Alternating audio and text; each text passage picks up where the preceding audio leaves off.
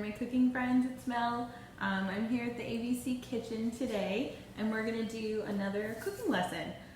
So the recipe that we've got attached to the assignment today is for an omelet in a mug.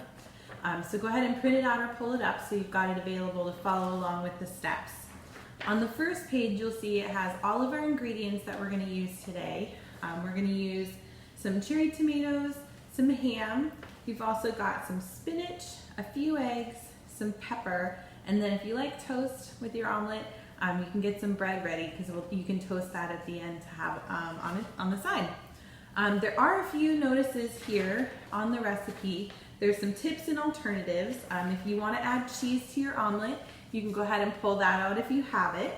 You can also throw in any other types of vegetables that you like, or you can substitute ham for bacon, whatever your preference is.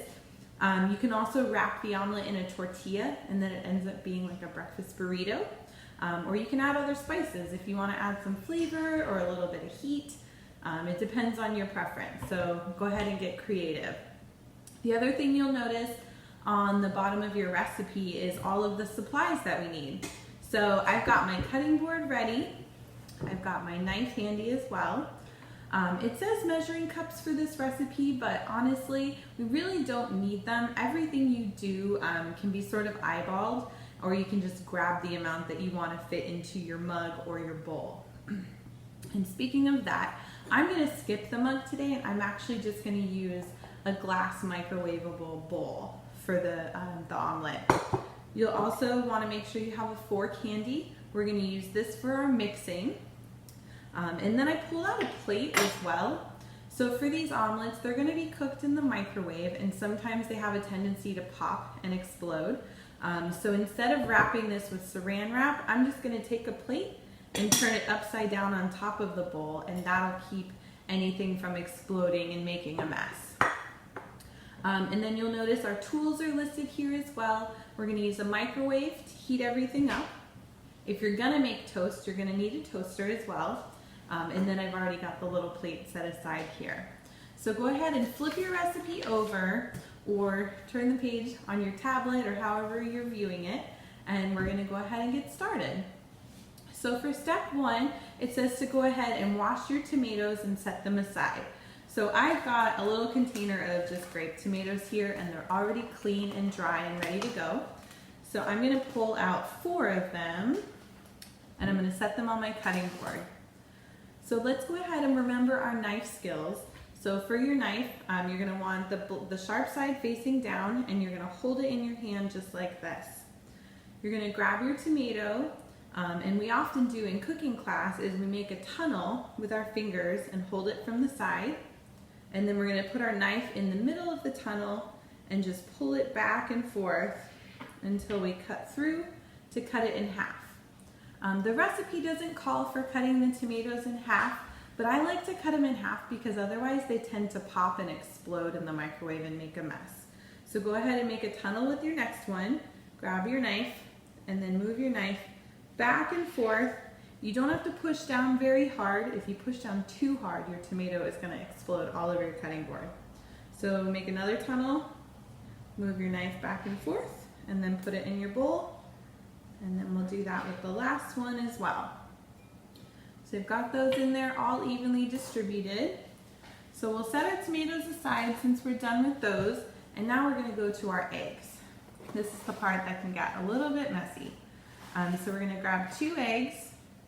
We'll set them on our cutting board. I'm going to go ahead and crack mine right into the bowl that I'm using. You can also get a secondary bowl to crack them in just in case your shells explode everywhere. That way you don't have to fish them out of all of your ingredients. So I've got my egg. I'm going to tap it 3 times or until it breaks open. This one's a little bit tough, so I'm going to hit it a few more times. And then we're going to use our thumbs to pull it open, and we'll crack the egg right into the bowl. See, I had a little bit of shell fall in there, so I'm actually going to use this shell, and I'm going to scoop it right out.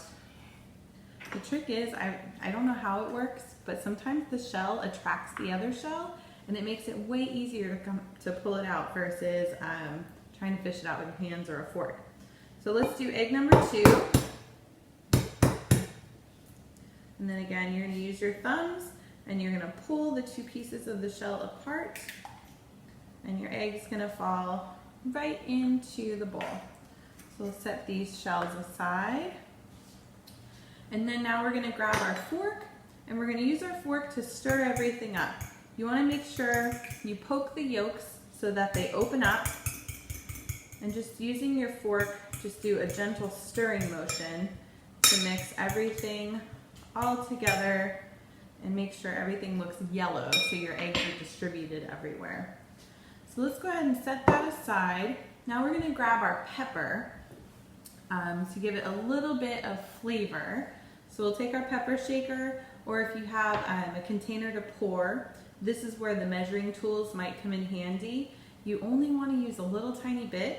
So I'm just gonna turn mine upside down and just tap it on the bottom 3 or 4 times, depending on how much seasoning you like.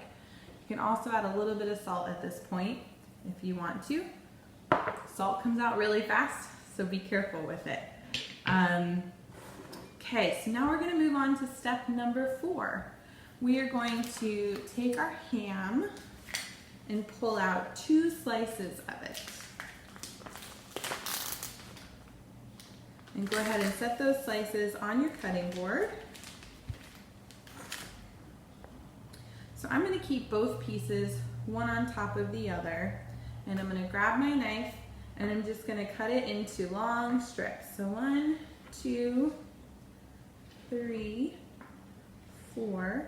With this part, you can also use that tunnel technique and put your hands on the ham, put the knife in the middle, and then pull it towards you, if that's helpful.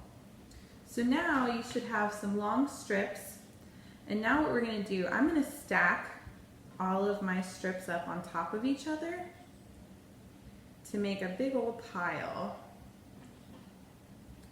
And then I'm going to take my knife and I'm going to do the tunnel again, and I'm going to go saw back and forth. This is going to cut into little cubes. So let's do 1, 2, 3, let's do 4 cuts. Then we've got a whole bunch of cubes of ham. So we're going to use our knife to scoop those up, and we're going to drop them into our bowl with our eggs.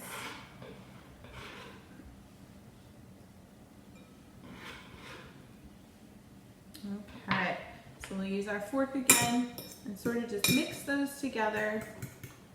We want everything to be evenly distributed throughout the bowl. So that way when you get your bites, you get a little bit of everything. Okay, so we've got our tomatoes, got our ham in there. So now we're going to do our spinach. So I've got a container here. This again is pre-washed, it's nice and dry. And the recipe says to use about a handful, because spinach, when you cook it, it shrinks up really, really small. So it might seem like a handful is a lot of leaves, but it's actually not going to be that much once it cooks. So we're going to take this handful and we're going to throw it into the eggs, and then we're going to use our fork, and you guessed it, we're going to mix it up again. So we're going to spread everything all around so it gets nice and covered with the eggs. Oop, you might have some runaways that hop out of your bowl. Just toss them back in there and mix it up. Okay, that's looking pretty good. The other thing is, if you notice in the modifications, it said you can add some cheese. So I found some mozzarella. So I'm going to go ahead and I'm just going to take a little bit of that. This is where a measuring cup could come in handy. So I'm going to take this little 1/4 cup, scoop it out. Okay, and this bag of cheese, pretty handy. It's already pre-grated and ready to go. So if you have that type, you can go ahead and use it. If you have a block of cheese, you're going to use our cheese grater and you're going to grate it up into little tiny shreds. So once you have your cheese measured, go ahead and sprinkle it over the top, and then I'm going to go ahead and stir it in.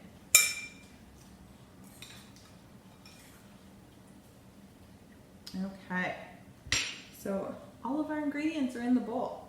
That was pretty quick and easy. So now what we're going to do is we're going to take that plate flip it upside down and put it on top of our bowl. We're gonna carry it over to the microwave and we're gonna put it in for 1 minute and 30 seconds. Okay?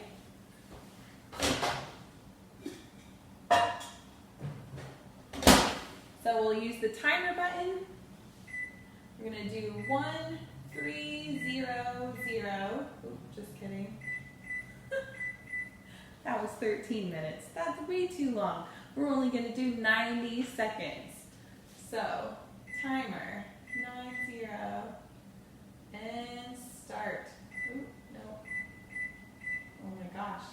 I think I forgot to use the microwave, guys. Okay. There we go. It's been too long since we've had classes.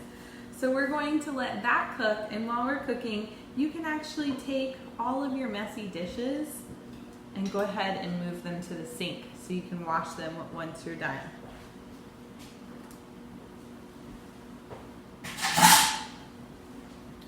And then if you have any compost or food waste, go ahead and put that in the right container too. Okay, so now that this is in the microwave, this is a good time to go ahead and get your toast going. So you can do 2 things at once. So if you want to pause the video, you can go ahead and put your toast in the toaster and get it nice and crunchy and brown. If you want to put some butter on it, you can go ahead and do that too, okay? Okay guys, so our timer is almost done. We got about 10 seconds left. Your bowl is going to be kind of hot when you take it out. So let's get some oven mitts ready.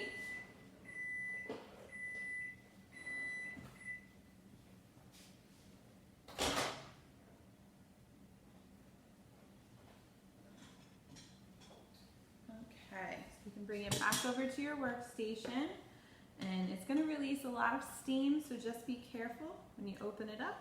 Whew, look at that. Okay guys, so it looks like the egg is cooked all the way through.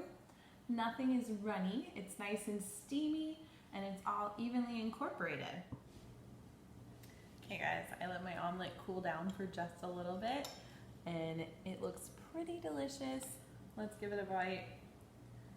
See? Ooh, still a little hot.